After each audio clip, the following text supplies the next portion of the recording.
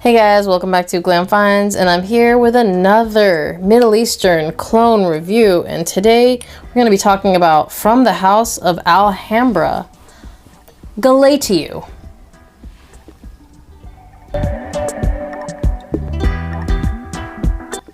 Maybe it's Galatea, I'm not sure, but if you can tell by the bottle, and I think you can, this is a clone of Godolphin by Parfums de Marly, which, by the way, I would say is in my top 3 Parfums de Marly of everything that I've ever smelled. So let's talk about how I feel about this fragrance. Note-wise, it's going to be pretty similar. The things that are really going to stand out, because I don't really want to read the notes, I think that I kind of want to go back to like what you smell most when you smell something, because reading the notes is kind of, it's whatever. You could read them on your own time. But this is obviously a leathery fragrance, but I find it to be creamy, and I feel like it's got a good dose of sweetness. And when I say that, I'm kind of comparing it to, because Godolphin gets compared to Tuscan leather, which the clone of Tuscan leather I have is La Yucawam, which is very leathery, very hardcore leather. I think that this is softer and easier to wear. So it's got some fruitiness, some sweetness to it. It has orris in it. I think that's where the creaminess comes from. Some spices, some woods, some rose. The way it all blends in is this kind of like a leathery, sweet fragrance, not too sweet. It's got a little bit of creaminess. Those are the notes that you're really going to pick up for the life of the fragrance. And I really like it. So I think that it is actually really similar to Godolphin, which I don't own, but I've obviously smelled. The difference is in the opening, you're gonna get a little bit of that syntheticness, but I don't think it's in the air. You actually have to do that thing where you just kind of take it but after the first couple minutes, it's gone. But if you smell it right away within the first couple minutes, yeah, it's gonna be there. I don't get it in the air at all. And performance-wise, I get really good performance out of this. You don't have to spray much, 5 to 7 sprays, which I think for some of you is much, but it gets you through a whole workday.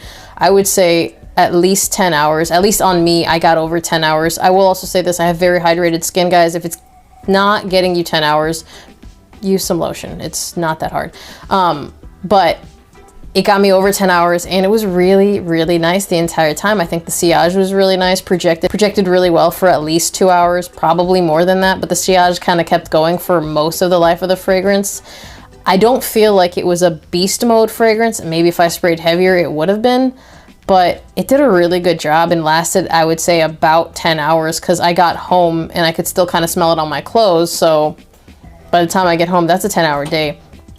I think this is one that anyone can wear. I think it's marketed unisex if I'm not mistaken, but it's a leather fragrance. Anyone could wear it. It's sweeter than a lot of other leather fragrances. So to be honest, if you're a female and you want a leather fragrance, but you don't want it to be too aggressive, I think this works better than a lot of the other ones. Like La Yucawam, I cannot reach for it that often because it's really abrasive. Like, it's really leathery.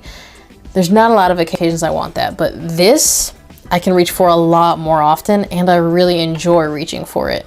So I think anyone could wear this. Maybe if you like just fruity, sweet fragrances, this may not be perfect for you, but if you wanted to maybe explore something a little different, this isn't gonna break the bank, so I would recommend this. Where you could wear it, for the most part, I think you're gonna wanna wear this in the evenings in the fall and winter.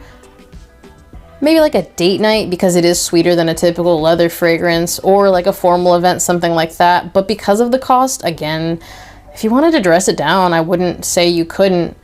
It goes better with something like maybe like a button down, but you don't have to do that. You could do whatever you want. Again, don't go like a raggedy t-shirt. Like, I'm not saying all that, but you could dress it down a little bit, like a nice sweater or something like that, and it would be really nice. Compliment wise, this will get you more compliments than a lot of other leather fragrances. I feel like that's the best way to put it, because I did get a compliment. I didn't get as many compliments as something that's like a compliment beast, but I got more compliments than when I wear like a leather fragrance, because believe it or not, guys, not everyone is that into hardcore leather fragrances. They are a little bit aggressive, and they kind of punch people in the nose a little harder than they'd like to be punched, is what I've noticed. But this one is a lot smoother. To be fair, so is Godolphin. Again, I think that they smell really similar in the dry down specifically. So I think that this one's gonna get you more compliments than a lot of other leather fragrances. And in general, I would say you're gonna get a moderate amount of compliments. Again, not a beast mode compliment fragrance, because again, it's still kind of a leathery fragrance, so you're gonna do better with other things, but you could do a lot worse. Price, that is where this really shines. I got this for under $20. I think it was like between 16 and 18 on fragrancebuy.ca. I don't know if they're still selling it. If they are, I'll link it down below. If they're not, I'll link it down below, because in the States, I think that's the only place you can get it right now. So what I would do is sign up, get an alert when they get it back in stock, and then just pull the trigger on it then. I would say this was a good blind buy for me. Actually better than I thought. I was not gonna pick this up because before I got this, I hadn't smelled Godolphin. I smelled Godolphin after, and I actually really like Godolphin because again, Parfums de Marly is kind of a hit or miss for me. I do like Godolphin, Harrod, Ojon. Not a big fan of like Carlisle. Love Pegasus Exclusive. Love Pegasus Exclusive. Actually, that's my favorite. But I'm really impressed by this, and I think that if you wanted to try something that's leathery but I don't feel like too abrasive, this would be a good place to start because of the price point.